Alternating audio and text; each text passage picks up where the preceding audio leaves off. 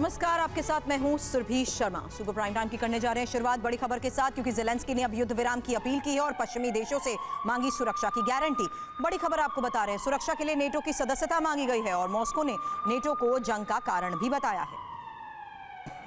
आपको बता दें, ट्रंप के शपथ ग्रहण से ठीक पहले यूक्रेन युद्ध का एटमी चरण शुरू हो सकता है और ऐसा इसलिए कहा जा रहा है क्योंकि पुतिन ट्रंप से बातचीत से पहले ही यूक्रेन में बहुत बड़ी कामयाबी चाहते हैं, जबकि यूक्रेन लगातार रूस पर हमले कर रहा है और रूसी शहर पर हमले में नेटो की भूमिका साफ नजर आ रही है। रूस पर नेपच्यून मिसाइल से हमला किया गया तो वहीं रूस की खुफिया जानकारी भी यूक्रेन तक पहुंचाई गई। पुतिन को यकीन है कि मौजूदा दौर के हमले में यूक्रेन जो भी कर रहा है वो नेटो की प्लानिंग का हिस्सा है। इसलिए दावा यही किया जा रहा है कि पुतिन बदला लेने के लिए न सिर्फ यूक्रेन की सीमा लांघ सकते हैं बल्कि एटमी हथियारों का इस्तेमाल भी कर सकते हैं।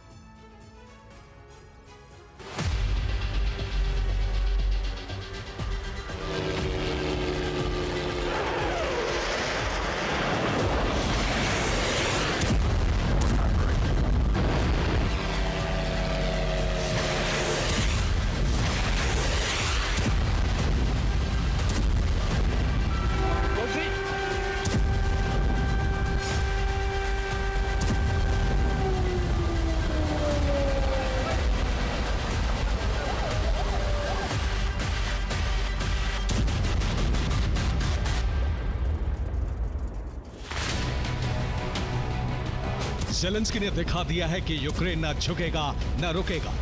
रूस के ताबड़तोड़ प्रहार के बीच रूसी जमीन पर एक बार फिर कई धमाके हुए।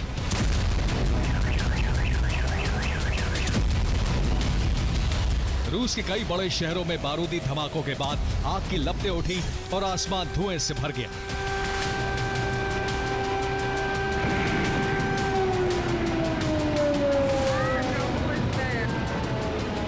यूक्रेन ने रूस की राजधानी मॉस्को और पुतिन के होम टाउन सेंट पीटर्सबर्ग तक हमला किया। यूक्रेन की इस कामयाबी की सबसे बड़ी वजह नेटो का हौसला और मदद को माना जा रहा है।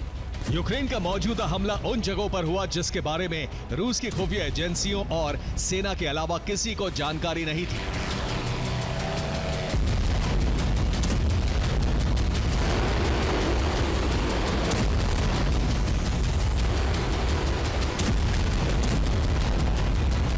यूक्रेन ने इस बार रूस के गुप्त ठिकानों पर हमला किया। रूस ने शॉपिंग कॉम्प्लेक्स में हथियार गोदाम बनाया था। वॉल के भीतर हथियारों का जखीरा रखा था, लेकिन यूक्रेन के ड्रोन इस बार ऐसी जगहों पर धमाके में कामयाब रहे। रिपोर्ट के मुताबिक अमेरिकी और ब्रिटिश खुफिया एजेंसी ने यूक्रेन को रूस के सीक्रेट लोकेशन की सटीक जानकारी दी और उसके बाद नेटो देशों से मिले और यूक्रेन में तैयार हथियारों से हमला किया गया।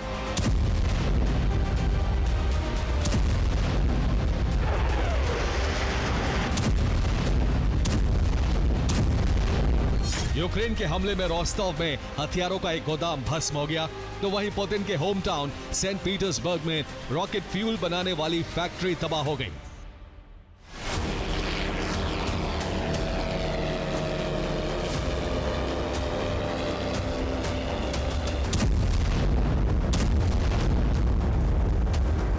इन हमलों में नेटो का सटीक प्लान साफ नजर आया है। यूक्रेन ने रोस्टोव में पहले ताबड़तोड़ ड्रोन प्रहार किया। रूसी एयर डिफेंस जब ड्रोन गिरा रहे थे उसी वक्त एक नेपच्यून मिसाइल दागी गई और रोस्टोव में हथियार का गोदाम भस्म हो गया।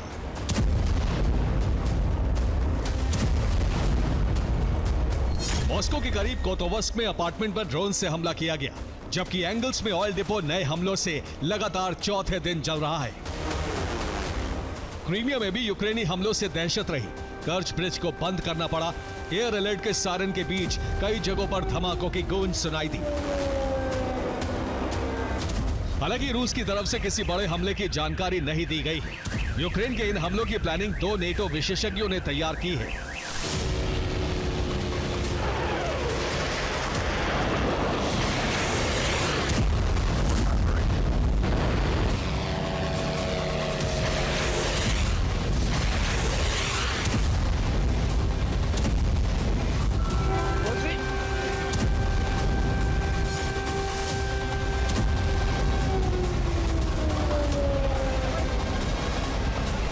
रिपोर्ट के मुताबिक यूक्रेन में ब्रिटिश रक्षा विशेषज्ञ मौजूद हैं। जर्मनी के रक्षा विशेषज्ञ भी यूक्रेनी सेना को गाइड कर रहे हैं। इन दोनों के अलावा यूक्रेन के 2 और मददगार हैं। पहली है अमेरिकी खुफिया एजेंसी CIA और दूसरी है ब्रिटिश सीक्रेट एजेंसी MI6। इन 4 मददगारों के अलावा हथियारों का नया जखीरा भी पहुंच रहा है। फिलहाल जंग के अहम मोर्चे कुर्स्क और डोनेट्स्क को लेकर नेटो के रक्षा विशेषज्ञ खास प्लानिंग कर रहे हैं।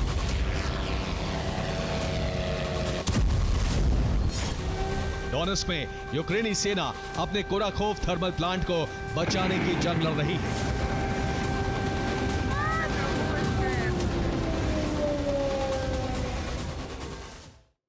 डोनेट्स्क की जंग में भीषण मुकाबला चल रहा है। कुराखोव थर्मल प्लांट के करीब यूक्रेनी सेना डिफेंस लाइन छोड़ने को तैयार नहीं है। इसलिए कई दिनों से जंग भी चल रही है। यूक्रेनी सेना मोर्चा छोड़ने को तैयार नहीं है और डिफेंस लाइन पर डटकर रूसी सेना पर हमले कर रही है। अब दोनों सेनाओं के बीच थर्मल पावर प्लांट के करीब जोरदार मुकाबला चल रहा है। कुराखोव थर्मल पावर प्लांट की जंग में रूसी सेना को भारी नुकसान हुआ है और रूस के कई सैन्य वाहन भी नष्ट हो चुके हैं। हालांकि यूक्रेनी सेना ने रूसी फौज पर बड़े हमले को अंजाम दिया है। कुराखोव में यूक्रेनी सेना प्लांट को बचाने की जंग लड़ रही है। डोनेट्स्क में कुराखोव को बचाने की जंग तो शुरू हो चुकी है। यूक्रेनी बैकअप फोर्स रवाना कुराखोव के लिए की गई है। हालांकि ज़ेलेंस्की ने भरोसेमंद अज़ोव बटालियन को डोनेट्स्क भेजा है। नेटो देशों से आए हथियार भी इसी इलाके में भेजे गए हैं।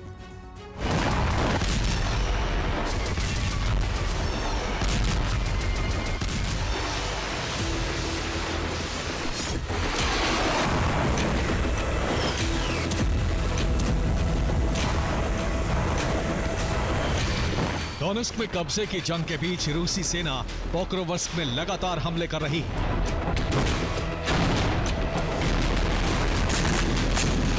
पोक्रोवर्स्क में यूक्रेनी सेना के वाहनों को नष्ट करने की रफ्तार और तेज हो गई है।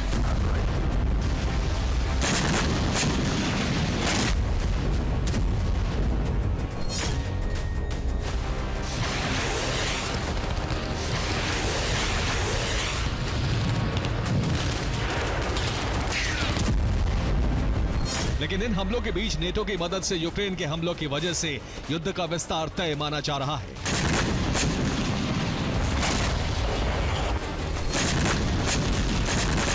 पुतिन यूक्रेन के हमलों का बदला ले सकते हैं। पुतिन यूक्रेन पर घातक हथियारों का इस्तेमाल कर सकते हैं। परमाणु हथियारों के इस्तेमाल का अंदेशा भी बढ़ गया है।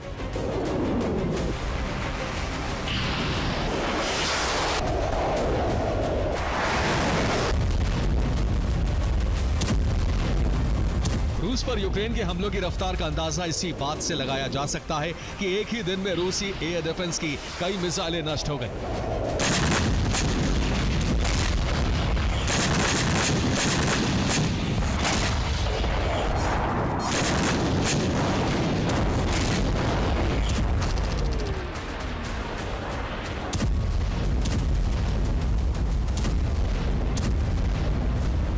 यूक्रेन के 85 ड्रोन को गिराया गया। 31 ड्रोन काला सागर के ऊपर गिराए गए। कई मिसाइल और हाइमर्स रॉकेट गिराए गए।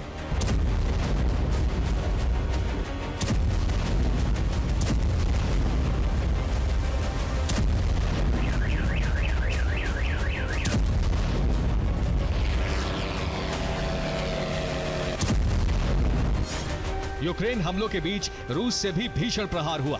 रूस ने एक बार फिर राजधानी कीव को दहलाने की कोशिश की।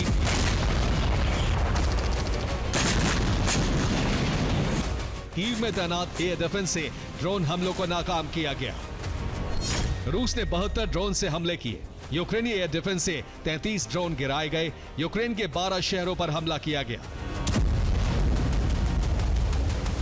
यूक्रेन ने एक बार फिर क्रीमिया और सेंट पीटर्सबर्ग जैसी जगहों को टारगेट किया है। इन दोनों जगहों पर हमले को पुतिन के लिए चुनौती माना जा रहा है।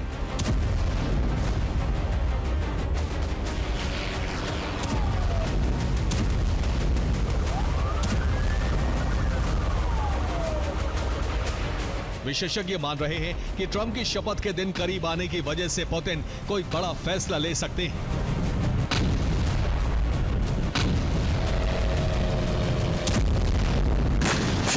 ये फैसला यूक्रेन के ज्यादा से ज्यादा हिस्से को भस्म करने के लिए किसी बहुत बड़े हथियार से हमले का हो सकता है। Bureau report, TV9 Bharat.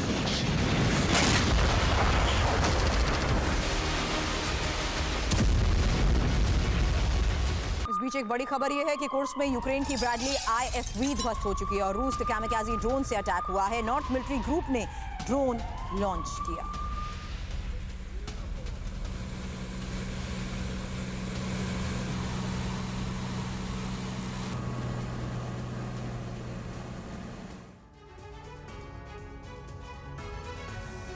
Biden अपना कार्यकाल खत्म होने से पहले ये सुनिश्चित करना चाहते हैं कि अमेरिका की नई सरकार यूक्रेन को मदद जारी रखे, लेकिन ट्रंप का ये रुख साफ है कि ऐसा नहीं होगा। यूक्रेन को मदद सुनिश्चित करने के लिए बाइडेन जंग का विस्तार चाहते हैं और इसके लिए नेटो के बाल्कन सदस्य देश लिथुआनिया को चुना गया है। आपको बता दें, लिथुआनिया ने रूस की जमीन पर दावा ठोक दिया है। ये वो क्षेत्र है जहां रूस का न्यूक्लियर बेस है और लिथुआनिया के जरिए ही इस महत्वपूर्ण क्षेत्र पर हमला कराया जा सकता है, जिससे युद्ध भड़क जाए। अब देखिए क्या है बाइडेन का प्लान और लिथुआनिया के इस कदम से कैसे पूरे यूरोप में युद्ध का डर फैल गया है।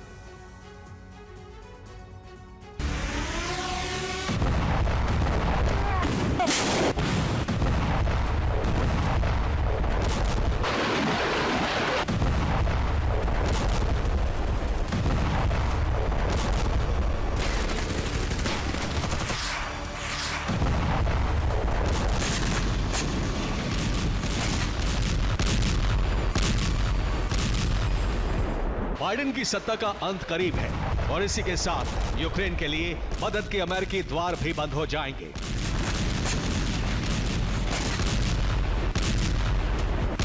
अमेरिका के वर्तमान राष्ट्रपति और यूरोप के बड़े देशों के लिए यह सबसे बड़ी चिंता की बात है, क्योंकि यूक्रेन की 22% जमीन पर रूस का कब्जा हो चुका है और अगर ट्रंप के नकारात्मक रुख की वजह से यूक्रेन को जमीन सरेंडर करनी पड़ी तो इससे रूस का मनोबल बढ़ना तय है।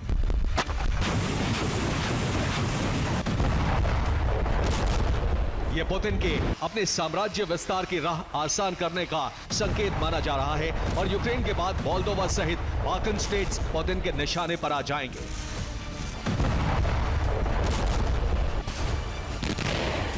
बाइडेन चाहते हैं कि जंग को उस मोड़ पर लाकर खड़ा कर दिया जाए जहां अमेरिका के नए राष्ट्रपति यूक्रेन और यूरोपीय देशों को मदद देने पर मजबूर हो जाए।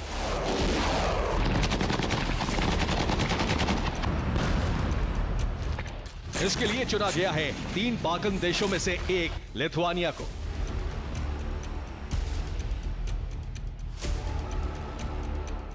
मिन्स्क ने बाइडेन के इशारे पर सामरिक तौर से रूस की सबसे महत्वपूर्ण जमीन पर दावा ठोक दिया है।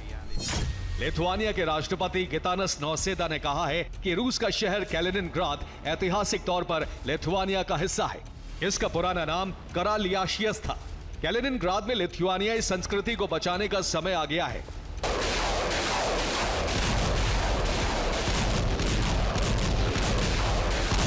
कैलिनिनग्राद पर नौसेदा के इस बयान के बाद रूस के विदेश मंत्रालय ने जवाब दिया है।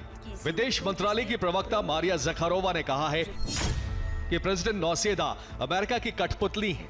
कार्डबोर्ड क्लाउन के जरिए अमेरिका जंग भड़काना चाहता है।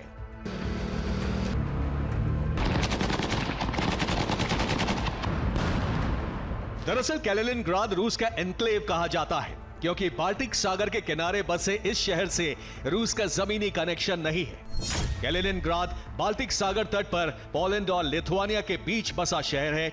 18वीं शताब्दी से इसे करालियाशियस कहा जाता है। इसका अर्थ होता है राजा का किला। 1945 में रूस ने इसका नाम बदलकर कैलिनिनग्राद रखा।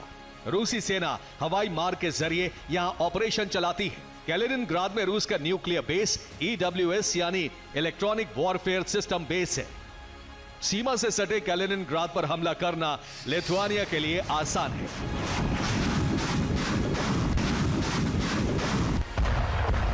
आशंका है कि इस ऑपरेशन को अंजाम देने के लिए यूरोपीय देशों ने तैयारी शुरू कर दी।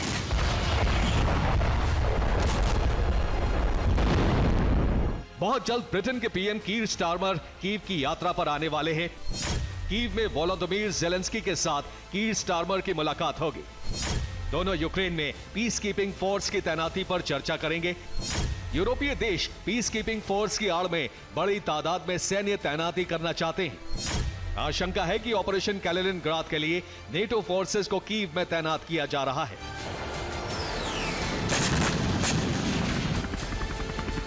ट्रम्प की वापसी को यूक्रेन युद्ध का अंत माना जा रहा है, लेकिन यूरोपीय देश और बाइडेन मिलकर जो कर रहे हैं उससे जंग के यूरोप विस्तार के आसार हैं।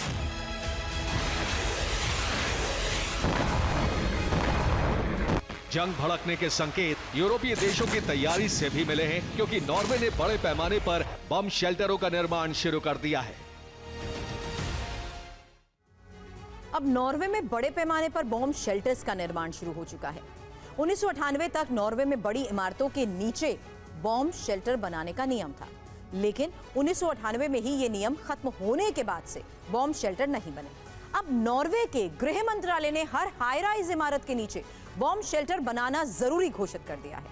नए नियम के मुताबिक 1000 वर्ग मीटर की हर इमारत के नीचे बिल्डर को मल्टी फ्लोर बॉम्ब शेल्टर बनाने होंगे। अब नॉर्वे के गृह मंत्री ने यह भी कहा है कि आपात स्थिति कभी भी आ सकती है और इसके लिए तैयार रहना जरूरी है।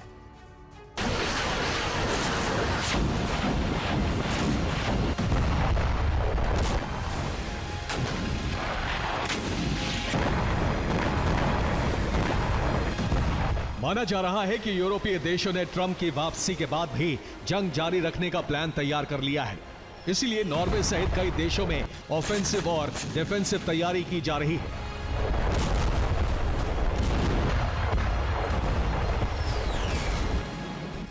नॉर्वे ने आत्मरक्षा में बम शेल्टरों की गिनती बढ़ानी शुरू कर दी है, तो जर्मनी ने एक बार फिर यूक्रेन के जरिए रूस पर हमले तेज कराने का बंदोबस्त कर दिया है, ताकि रूस को भड़काया जा सके और जंग का विस्तार हो।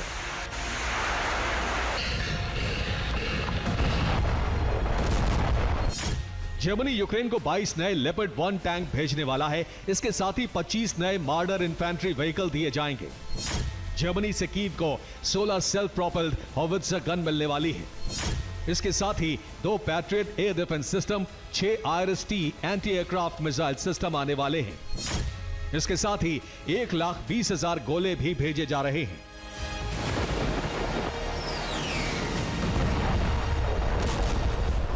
अमेरिका का प्लान है कि विदेशी हथियारों से रूस की जमीन पर हमले बढ़ाए जाएं, ताकि मजबूर होकर रूस अपने नए परमाणु सिद्धांतों के मुताबिक टैक्टिकल न्यूक्लियर या न्यूक्लियर हमले के लिए मजबूर हो जाए।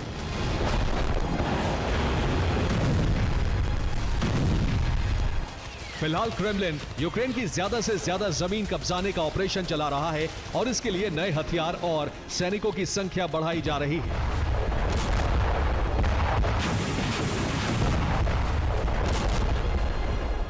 यूक्रेनी खुफिया एजेंसी की रिपोर्ट है कि खेरसोन में 18 साल और उससे ज्यादा उम्र के पुरुषों को रूसी सेना में भर्ती किया जा रहा है। डोनेस्क में नए हथियार जमा किए जा रहे हैं। रूस का प्लान 20 जनवरी से पहले पोक्रोवस्क सहित चासिव यार, चेर्निहिव, ज़ेपोरिज़िया और सूमी को जीतना है।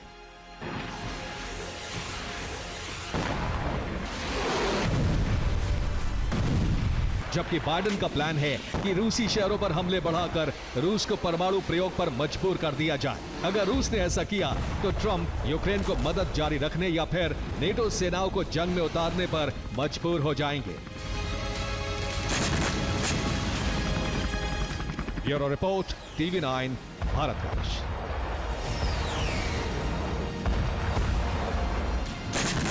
इस बीच एक बड़ी खबर यह है कि इटली से एयर डिफेंस यूक्रेन खरीदेगा और रूस की प्रॉपर्टी बेचकर सौदा होगा। आपको बता दें, यूक्रेन में रूस के हथियार जमा हुए हैं और हथियार स्क्रैप बेचने की अब यूक्रेन की तैयारी है।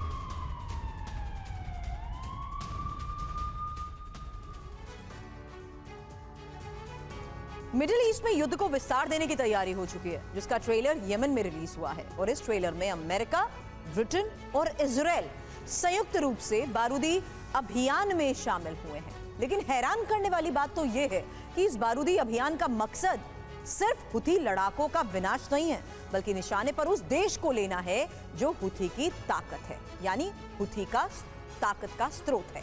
यह देश ईरान है, जिसका बारूद से संहार ट्रंप के शपथ ग्रहण के साथ होगा। ऐसा क्यों? समीकरण है क्या? इस रिपोर्ट से समझिए।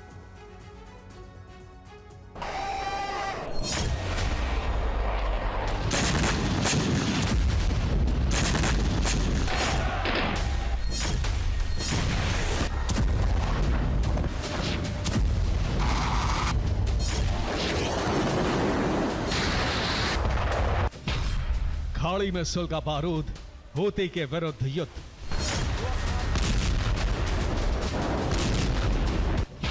शुरू अरब रीजन की बर्बादी, ट्रम्प काल की शुरुआत पाकी।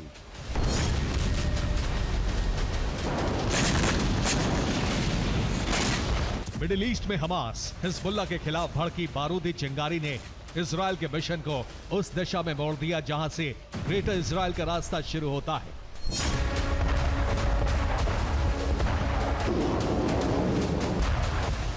और ये रास्ता इजराइल के गौरवशाली अतीत को दोबारा हासिल करने का ही नहीं है, बल्कि यही रास्ता अमेरिका का उपनिवेश तैयार कर सकता है।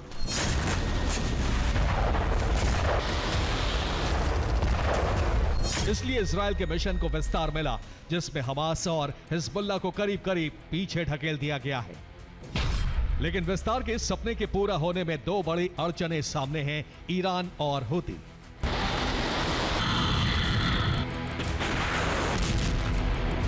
इसमें ईरान की भूमिका इजराइल के साथ अदावत के बारूदी मोर्चे पर सीधी है, तो वहीं दूसरी तरफ अपने प्रॉक्सी के जरिए भी ईरान जंग में शामिल है। इसलिए हमास और हिजबुल्लाह के मोर्चे पर मिली नाकामी के बाद हूती का मोर्चा एक्टिवेट हो गया, जिसने न सिर्फ इजराइल बल्कि लाल सागर क्षेत्र में अमेरिका और इजराइल के लिए भी संकट खड़ा कर दिया।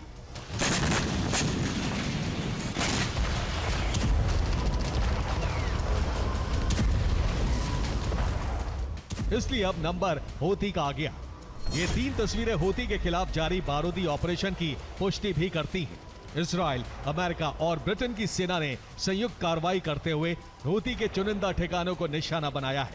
इस कार्रवाई में 20 से ज्यादा बड़े हमले किए गए हैं, जिसमें उत्तरी यमन के अमरान प्रांत में हार्फ सुफियान इलाका करीब करीब तबाह हो गया। हूती हेजियाज बिजली स्टेशन को भी बर्बाद कर दिया गया और सना के करीब अल सबीन स्क्वायर भी पूरी तरह नष्ट हो गया। और इस कार्रवाई का मकसद था हूती का संपूर्ण विनाश।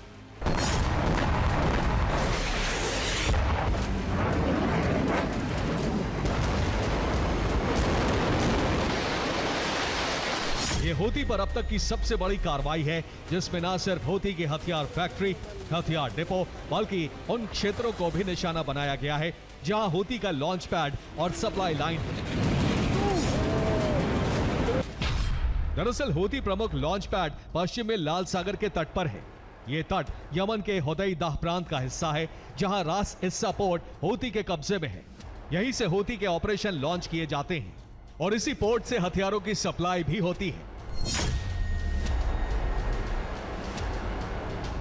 जिसे अमेरिका, ब्रिटेन और इजराइल ने संयुक्त कार्रवाई में सीधे निशाना बनाया है।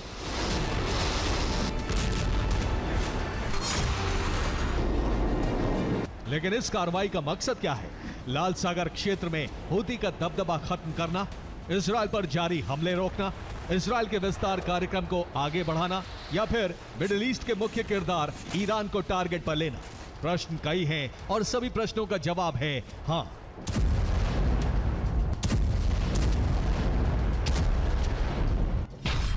हमास हिज्ब के बाद हूती के खिलाफ युद्ध अभियान शुरू हो चुका है।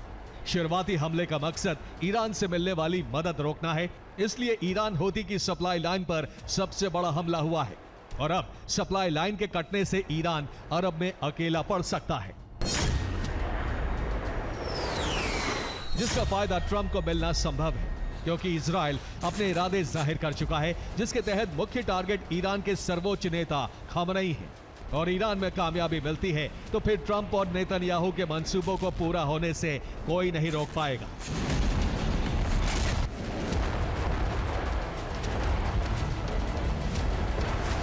इसलिए पहले हूती के अंत की दिशा में कदम बढ़ाए गए हैं, वहीं दूसरे मोर्चे पर भी इजराइल बढ़त बना चुका है, जिसका प्रमाण है हमास और हिजबुल्लाह पर जारी ये हमले।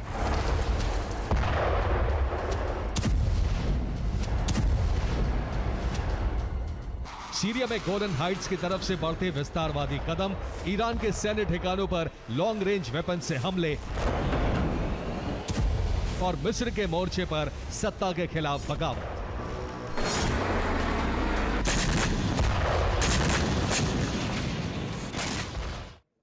अब अरब में अमेरिका के विस्तार के लिए मिशन ग्रेटर इजराइल के तहत संयुक्त अभियान शुरू हो चुका है और मोर्चे पर अमेरिका का फेस है इजराइल। इसलिए यमन के खिलाफ संयुक्त अभियान के तहत हुती के ठिकानों पर हमला हुआ है। वहीं गाजा में जारी इजरायली सेना की जंग में अमेरिका सबसे बड़ा मददगार बना है। लेबनान के फ्रंट पर भी हिजबुल्लाह को पीछे धकेलने के लिए अमेरिका की मदद से ही हमले हो रहे हैं, जबकि सीरिया में अमेरिका की मदद के लिए उत्तरी इजरायल सेना हिजबुल्लाह को अपना टारगेट बता रही है। इधर ईरान के खिलाफ जंग में इजरायल को खुली छूट दे दी गई है, इसलिए वहां लॉन्ग रेंज हमले हुए हैं, जबकि मिस्र के मोर्चे पर मुक्ति अभियान के तहत बगावत शुरू हो चुकी है, जिसे और भी भड़काया जा रहा है। इस समय जो मिडिल ईस्ट के हालात है उसका जिम्मेदार ईरान ही है। 1 अक्टूबर 2024 ईरान ने इजरायल पर करीब 200 मिसाइल और ड्रोन से हमलों को अंजाम दिया था, जिसका बदला इजरायल ने 26 अक्टूबर 2024 को ले लिया।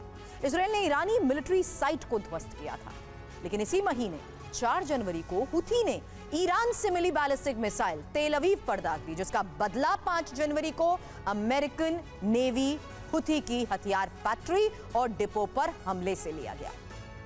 अब पिछली रात हुथी के खिलाफ संयुक्त अभियान के तहत ही विध्वंसक हमले हुए हैं, जो अभी तक नहीं रुके।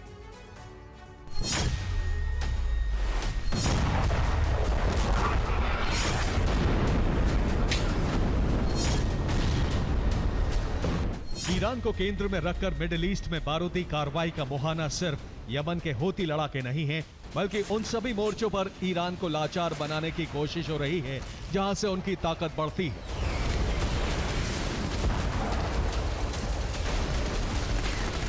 इसमें सीरिया के मुहाने पर ईरान के खिलाफ अमेरिका, इजराइल और तुर्की डायरेक्ट हमले कर रहे हैं। ईरान के प्रॉक्सी का सर्वनाश किया जा रहा है ताकि खमेनी की सल्तनत जिनके सहारे चलती है उनका अंत किया जा सके।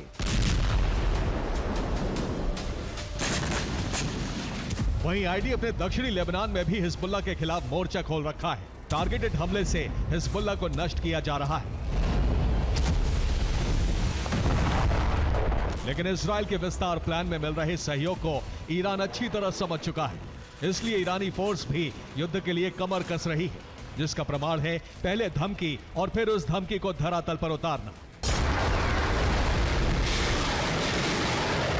यह तस्वीर IRGC के कमांडर हुसैन सलामी की उस धमकी के सच होने की है जिसमें ईरान की युद्ध की तैयारी दिखती है। यह ईरान का अंडरग्राउंड मिसाइल बेस है, जिसका जायजा लेने IRGC के मुख्य कमांडर और एरोस्पेस फोर्स के कमांडर पहुंचे थे। और इस तस्वीर में साफ दिख रहा है कि ईरानी सेना ने जमीन के नीचे बड़े हथियारों के निर्माण की फैक्ट्री नहीं बल्कि एक शहर बसा रखा है, जिसे वृहद युद्ध के लिए तैयार किया जा रहा है। हालांकि ईरान के मोर्चे पर जंग आसान है, लेकिन एक क्षेत्र ग्रेटर इजराइल के मिशन में अड़ंगा है। यह क्षेत्र है मिस्र, जहां मुक्ति आंदोलन शुरू हो चुका है और दावा है कि इस आंदोलन को भड़काने वाला इजराइल है।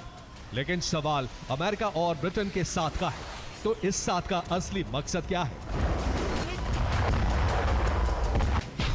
मकसद है ग्रेटर इजराइल वाले क्षेत्रों पर इजराइल का झंडा लहराना, ट्रंप के लिए ईरान में खमेनी की सल्तनत के अंत को आसान बनाना, इजराइल के अस्तित्व के लिए अरब देशों को कमजोर बना देना और मिडिल ईस्ट में संकट बने संगठनों का संपूर्ण अंत कर अमेरिका का दबदबा कायम करना।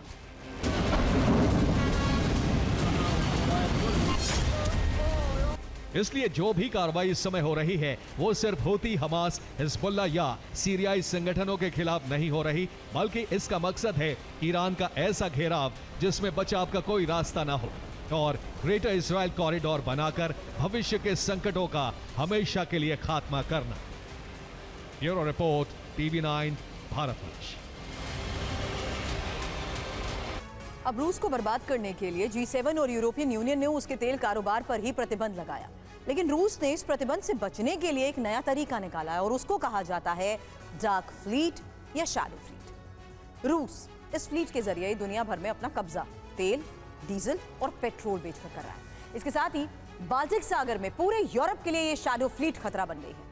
देखिए पुतिन की शैडो रणनीति आखिर है क्या और कैसे तेल ले जाने वाले टैंकर्स का सैन्य इस्तेमाल किया जा रहा है और क्यों ये यूरोप के लिए खतरा बनते जा रहे हैं।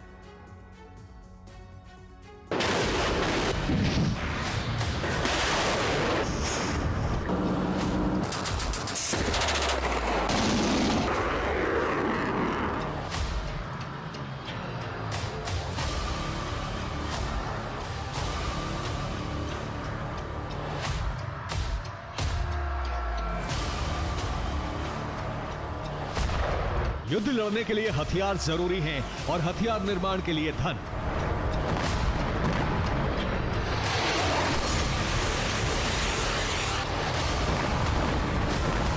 रूस की अर्थव्यवस्था को चौपट करने और उसकी आमदनी घटाने के लिए G7 EU ने उसके कच्चे तेल निर्यात पर प्रतिबंध लगा दिए।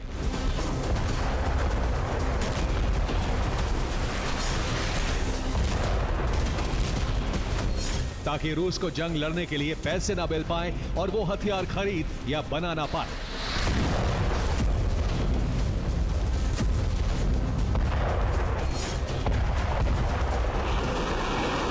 लेकिन सितंबर 2022 से जारी प्रतिबंधों के बावजूद न रूसी सेना की आक्रामकता कम हुई है और न ही रूसी मिसाइलों का प्रोडक्शन रुका है, बल्कि बढ़ गया है और यूक्रेन पर लगातार हमले भी जारी हैं।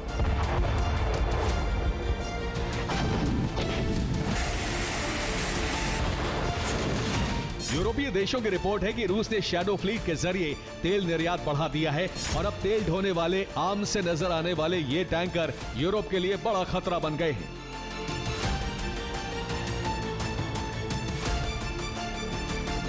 दरअसल शैडो फ्लीट अमेरिकी प्रतिबंधों से बचने के लिए तैयार की गई है। अमेरिकी प्रतिबंधों के बाद शिपिंग इंडस्ट्री को इंश्योरेंस देने वाली अमेरिकी कंपनियों से जुड़े टैंकरों ने रूस का तेल ढोना बंद कर दिया। रूस ने तेल निर्यात के लिए रिटायर्ड तेल टैंकरों का इस्तेमाल शुरू कर दिया। ये टैंकर अमेरिकी प्रतिबंधों के दायरे से बाहर आने वाले यूएई, सेशल्स जैसे देशों की कंपनियों से इंश्योरेंस खरीदते हैं। पुराने पड़ चुके इन तेल टैंकरों के दुर्घटनाग्रस्त होने का खतरा रहता है। 18 साल पुराने हो चुके टैंकर शिप से तेल नहीं ढोया जाता। रूस ने तेल निर्यात के लिए 18 साल पुराने हो चुके तेल टैंकर शिप की शैडो फ्लीट बना दी है।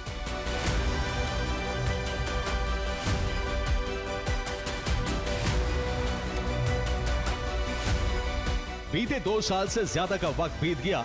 रूस अलग अलग देशों के झंडे वाले और अलग अलग देशों के मालिकाना हक वाले इन्हीं पुराने तेल टैंकरों से तेल निर्यात कर रहा है और उसकी आमदनी पर बहुत ज्यादा फर्क नहीं पड़ा है।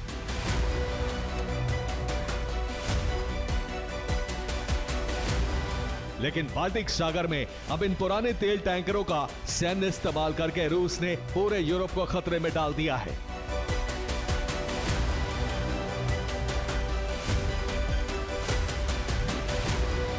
रूस इन तेल टैंकरों का इस्तेमाल बाल्टिक सागर तल पर बिछे इंटरनेट और कम्युनिकेशन केबल्स को काटने के लिए कर रहा है। ऐसा करने के लिए समुद्र में तेल टैंकरों को लंगर गिराकर चलाया जाता है।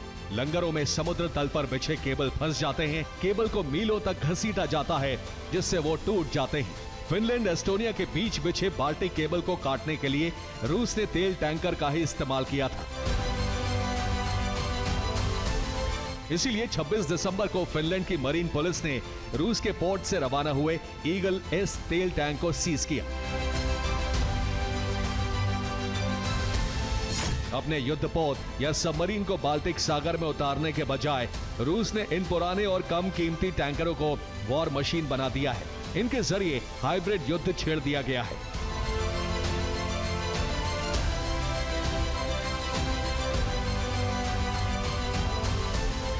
बाल्टिक सागर में इन जहाजों के जरिए सबोटाज हमले किए जा रहे हैं। बाल्टिक सागर में रूस के तेल टैंकर अंतर्राष्ट्रीय समुद्री सीमाओं में फेरबदल कर रहे हैं। समुद्री सीमा की मार्किंग करने वाले बाई भी रूसी तेल टैंकर हटा रहे हैं।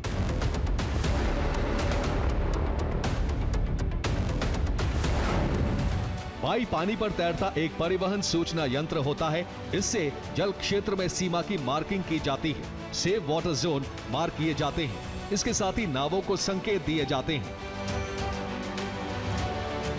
तेल टैंकरों के साथ साथ रूसी सेना ने भी बाल्टिक में नेटो जहाजों को टारगेट करना शुरू कर दिया है।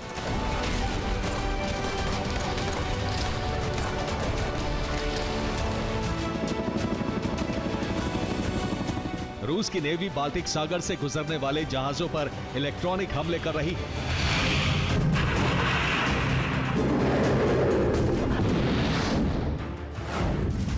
इलेक्ट्रॉनिक सिग्नल से मोबाइल कम्युनिकेशन ठप किया जा रहा है। साथ ही शिप ट्रैकिंग सिस्टम पर हमले किए जा रहे हैं, जिससे बाल्टिक सागर में जल परिवहन बाधित हो रहा है। नेटो देशों के युद्धपोत इससे प्रभावित हो रहे हैं। रूस की तरफ से बढ़ते खतरे को देखते हुए बाल्टिक देशों ने डिफेंस सिस्टम की तैनाती बढ़ानी शुरू कर दी है। यूरोप में पुतिन के हमले का डर फैल गया है।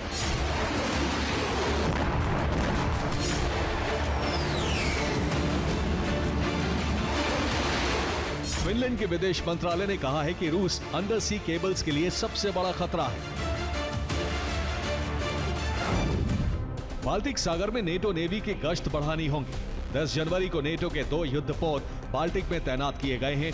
इसके साथ ही एस्टोनिया ने भी बाल्टिक सागर में गश्त बढ़ा दी है। नेटो ने 200 से ज्यादा छोटे शिप गश्त के लिए तैयार करने का लक्ष्य रखा है। नेटो की नेवल फ्लीट का काम रूस की शैडो फ्लीट पर नजर रखना है, क्योंकि ये फ्लीट पूरे यूरोप का इंटरनेट कम्युनिकेशन ठप कर सकती है और ऐसा हुआ तो यूरोप का दुनिया से कनेक्शन कट जाएगा। बैंकिंग और सैन्य गतिविधियां ठप होने का खतरा है।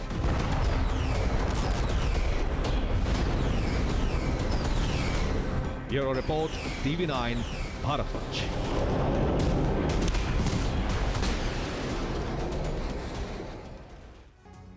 ट्रंप की ताजपोशी से पहले नेटो हर वो मुमकिन कोशिश कर रहा है जिससे यूरेशिया की जंग रूस के पक्ष में ना जाए। और अब जब ये समय करीब आ रहा है तो बाइडेन उन सभी रणनीतिक मोर्चों को खोल रहे हैं जिससे युद्ध विराम की संभावना ही खत्म हो जाए। अब यही वजह है कि अब टारगेट पर क्रीमिया आ गया है। लेकिन ये इतना आसान टारगेट भी नहीं होगा, क्योंकि जैसे ही क्रीमिया साजिश की भनक पुतिन को लगी, वैसे ही उन्होंने यूरोप के खिलाफ मोर्चा खोलने के संकेत भी दे दिए। अब ये संकेत क्या है, इस रिपोर्ट से समझिए।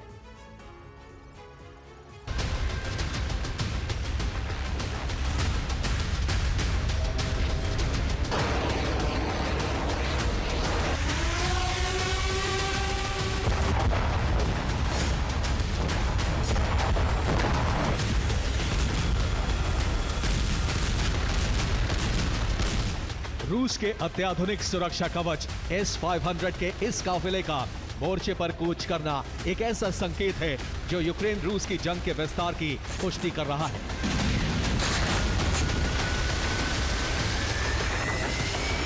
और इस विस्तार का कारण है बाइडेन के कार्यकाल के बचे अंतिम कुछ दिन, जिसमें सामरिक बढ़त बनाना दोनों पक्षों के लिए अनिवार्य हो चुका है।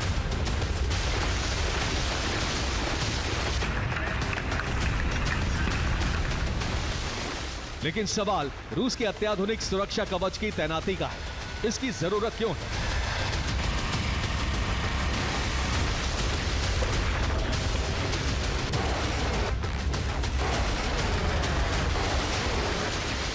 दरअसल कीव की जीत के लिए तैयार बाइडेन के ब्लूप्रिंट में जो केंद्र बनाया गया है वो रूस का सदर्न नेवल हेडक्वार्टर है।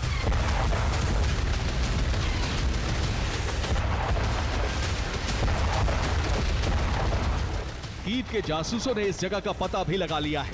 नगरीय क्षेत्र में बने इस हेडक्वार्टर को टारगेट पर लेने की तैयारी भी कर ली है, जिसे आसमानी और समुद्री ड्रोन से हमले की रणनीति के तहत अंजाम दिया जाना है। लेकिन ये सिर्फ एक पक्ष की रणनीति है। रूस की तैयारी का मुआयना अभी बाकी है। क्रीमिया पर हुआ हमला तो पुतिन लेंगे यूरोप से बदला। सवाल अहम है, अगर यूक्रेन क्रीमिया को टारगेट करता है तो पुतिन यूरोप में विनाश लाने की तैयारी क्यों करेंगे? इस सवाल का जवाब है क्रीमिया में जंग भड़काने की साजिश।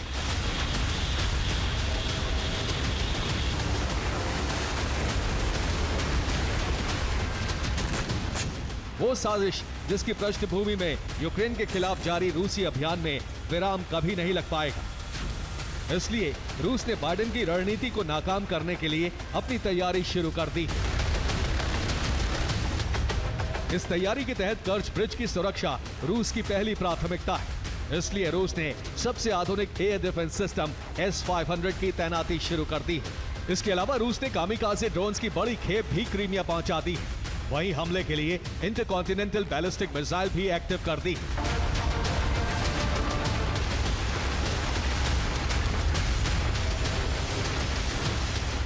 वहीं दावा यह भी है कि क्रीमिया में रूस ने अपने हाइपरसोनिक मिसाइल के 3 प्लेटफॉर्म एक्टिवेट कर दिए हैं, ताकि हमला होने की दशा में तुरंत कार्रवाई की जा सके।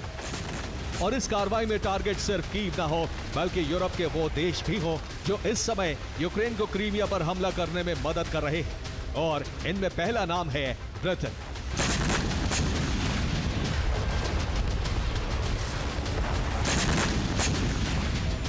ब्रिटेन से लगातार यूक्रेन को हथियारों की मदद मिल रही है। ब्रिटेन यूरोप के देशों पर मदद के लिए दबाव भी बना रहा है। वहीं बाइडेन से ज्यादा आक्रामक तेवर ब्रिटेन के प्रधानमंत्री कीर स्टारमर दिखा रहे हैं, जिन्होंने यूरोप में बैलिस्टिक मिसाइल की तैनाती का अलार्म भी दिया है। लेकिन सवाल यह है कि आखिर क्रीमिया पर हमले से हासिल क्या होगा और हमले किस तरह के होंगे। इन सवालों का जवाब विस्तार से समझ लीजिए। यूक्रेनी फोर्स क्रीमिया पर हमले में नेवल ड्रोन और रोबोटिक हेलीकॉप्टर का इस्तेमाल करना चाहती थी, लेकिन Germany KF-41 links infantry fighting vehicle भी यूक्रेन को क्रीमिया पर इस्तेमाल के लिए दे रहा है, जिससे युद्ध के भड़कने के आसार बढ़ गए हैं। और युद्ध भड़काने का ये प्लान नेटो देशों का संयुक्त है, ताकि युद्ध का विस्तार यूरोप तक हो जाए तो यूक्रेन को ट्रंप के शासनकाल में भी मदद मिल सके, ट्रंप इसके लिए मजबूर हो जाए।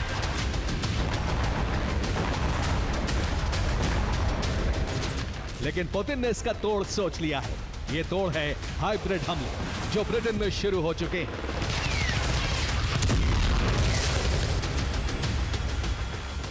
ये वीडियो सेंट्रल लंदन की रीजेंट स्ट्रीट का है, जहां बम की धमकी के बाद कुछ ऐसा संदिग्ध मिला जिसने भगदड़ मचा दी। रीजेंट स्ट्रीट को खाली कराया गया और एक संदिग्ध कार मिली। हालांकि धमाका तो नहीं हुआ, लेकिन कार में विस्फोटक की जानकारी लोगों ने दी। ऐसे ही लंदन के मेफेयर में भी बम की धमकी मिली और ये सब तब हुआ जब कीव ने क्रीमिया को टारगेट कर लिया। मुमकिन है कि इस बार धमकी थी, लेकिन ऐसा हमेशा नहीं होगा। Bureau report, TV9 Bharatvarsh. America के लॉस एंजलिस में आग का तांडव जारी है। लगातार 6 इलाकों से आग भड़क चुकी है और आग को बुझाने की तमाम कोशिशें नाकाम। आग लगने की वजहों के पीछे बड़ी साजिश तक का दावा किया जा रहा है, लेकिन अभी तक कोई ठोस सबूत नहीं मिले। पुलिस 20 लोगों को हिरासत में लेकर भी पूछताछ कर रही है, लेकिन इस बीच देखिए किस तरीके से अभी भी लगातार तस्वीरें सामने आ रही हैं और आग का दायरा बढ़ता जा रहा है।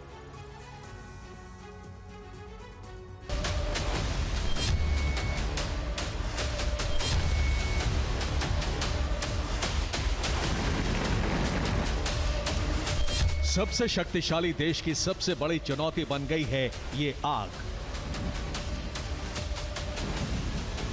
अमेरिका को लाचार बनाने वाली ये आग बुझने के बजाय और भड़कती जा रही है। तबाही लाने वाली आग की लपटें जंगलों की सीमा से बाहर आ चुकी हैं और भस्म हो रही हैं इंसानों की आलीशान बस्तियां। आग में जल रहे हैं बड़े बड़े सेलिब्रिटीज के घर और हजारों लोगों को घर छोड़ना पड़ रहा है। अब तक आग से 11 लोगों की मौत हो चुकी है। 35,000 एकड़ के इलाके में आग फैल चुकी है। 10,000 से अधिक घर आग की चपेट में आ चुके हैं और 3 लाख लोगों को घर छोड़ना पड़ा है। कैलिफोर्निया के लॉस एंजलिस में लगी भयंकर आग अमेरिकी इतिहास की सबसे ज्यादा नुकसान करने वाली आपदा बन सकती है। अलग अलग दिशाओं से आगे बढ़ रही इस आग में जंगल के लाखों पेड़ जल चुके हैं। जानवर जंगल से बाहर आकर भटक रहे हैं। कैलिफोर्निया का लॉस एंजलिस शहर पहाड़ों के बीच बसा है। यहां चीड़ के जंगल हैं। मंगलवार को चीड़ के सूखे पेड़ जलने से आग शुरू हुई। अगले कुछ घंटे में आग ने लॉस एंजलिस के बड़े इलाके को अपनी चपेट में ले लिया। अब जमीन से लेकर आसमान तक आग बुझाने के लिए पूरी ताकत झोंकी गई है। हेलीकॉप्टर और विमानों से आग बुझाने की कोशिश चल रही है, लेकिन फिलहाल बहुत कामयाबी नहीं मिल रही है। लॉस एंजलिस के 6 अलग अलग इलाकों में आग लगी हुई है। पैलिसेड्स में आग 21,317 एकड़ में फैल चुकी है। ईटन में आग 13,690 एकड़ में फैली है। केनेथ फायर का दायरा 1,052 एकड़ में फैला है। हर्स्ट की आग 771 एकड़ में फैली है। लीडिया की आग 395 एकड़ में फैल चुकी है। कैलिफोर्निया में कई सालों से सूखे के हालात हैं। इलाके में नमी की कमी है। इसके अलावा यह राज्य अमेरिका के दूसरे इलाकों की तुलना में काफी गर्म है। यही वजह है कि यहां पर गर्मी के मौसम में अक्सर जंगलों में आग लग जाती है। एक और अहम वजह है इन इलाकों में तेज और गर्म हवा का बहाव। जंगलों में आग भड़कने के बाद करीब 160 किलोमीटर प्रति घंटे की रफ्तार से सेंटा एना हवा चल रही है। सेंटा एना हवाओं ने आग को तेजी से भड़का दिया है। रिपोर्ट्स के मुताबिक अभी भी हवाओं की रफ्तार काफी तेज बनी हुई है। इस आग की वजह से बीमा कंपनियों में हड़कंप है। अमेरिकी बीमा उद्योग को डर है कि यह अमेरिका के इतिहास में जंगलों में लगी सबसे महंगी आग साबित होगी, क्योंकि आग के दायरे में आने वाली संपत्तियों की कीमत बहुत ज्यादा है। आग से अब तक करीब 4.30 लाख करोड़ रुपए के नुकसान का अनुमान लगाया गया है। आग से बीमा बाजार पर बहुत बड़ा असर होगा। बीमा कंपनियों के कंगाल होने का खतरा बढ़ गया है। मौसम विभाग के मुताबिक फिलहाल बारिश की कोई उम्मीद नहीं है, इसलिए माना जा रहा है कि आग बुझाने में काफी वक्त लग सकता है। Bureau report, TV9 Bharatvarsh. अब चीन ने अंतरिक्ष में एक ऐसी संरचना बनाने की तैयारी कर ली है जिसका प्रभाव पूरी पृथ्वी पर पड़ सकता है। ये संरचना है अंतरिक्ष में थ्री गॉर्जेस डैम। लेकिन ये पानी वाला डैम नहीं है, बल्कि सूर्य की किरणों को रोकने वाला बांध है। क्या है चीन का यह नया प्रोजेक्ट, इस खास रिपोर्ट से समझिए।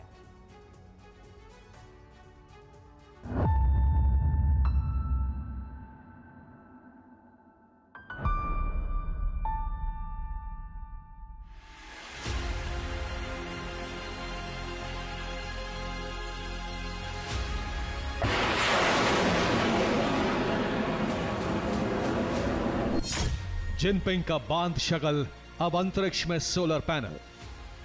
कुदरत के साथ खिलवाड़ करना चीन के लिए नई बात नहीं है। कभी कृत्रिम बादलों से बारिश करवाना, कभी प्रदूषित शहरों का जहर कुदरत में मिलाना, तो कभी अपनी संरचनाओं से पृथ्वी की प्रकृति को चुनौती देना। ऐसा कोई काम नहीं है जिसे तरक्की के नाम पर चीन ने ना किया हो।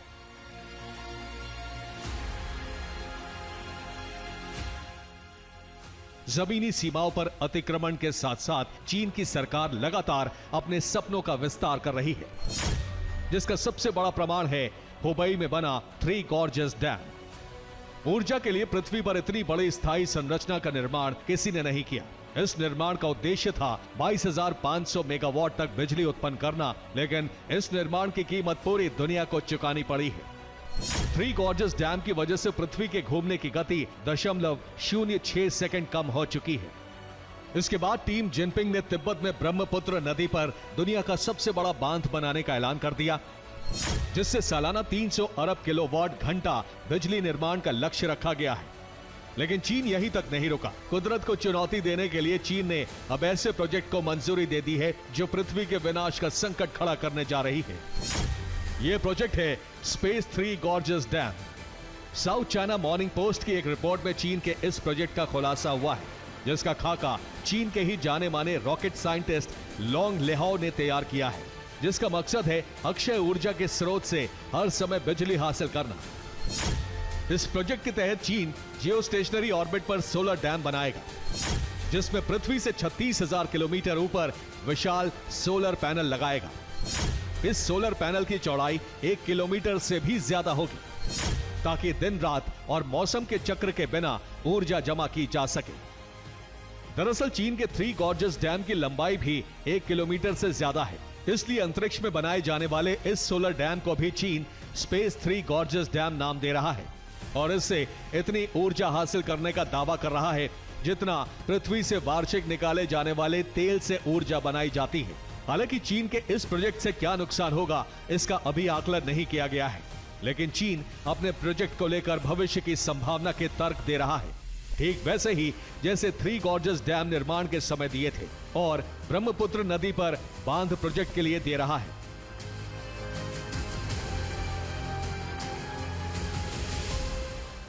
लेकिन सवाल स्पेस प्रोजेक्ट की तकनीक का है, क्या यह वाकई संभव है? चीन के स्पेस डैम प्रोजेक्ट में जानकारी दी गई है कि चीन इसके लिए सुपर हैवी रॉकेट विकसित कर रहा है और इस प्रोजेक्ट के लिए एक साथ 2 रॉकेट की जरूरत बताई गई है।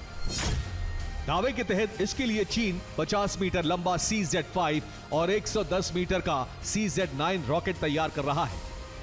ये रॉकेट अंतरिक्ष में ऊर्जा स्टेशन के निर्माण के लिए डिजाइन किए जा रहे हैं। हालांकि इन रॉकेट्स की सफलता या असफलता पर फिलहाल सवाल नहीं है, लेकिन सवाल है अंतरिक्ष में चीन के विस्तार कार्यक्रम पर, क्योंकि स्पेस और अक्षय ऊर्जा किसी देश की सीमा निर्धारित नहीं करते हैं और अगर इससे कोई संकट खड़ा होता है तो उसका सामना पूरी दुनिया को करना होगा। Bureau report, TV9 Bharatvarsh.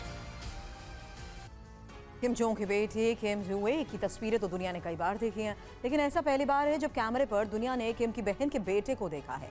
और ऐसा माना भी जा रहा है कि आने वाले वक्त में किम का भांजा उत्तर कोरिया का वारिस हो सकता है।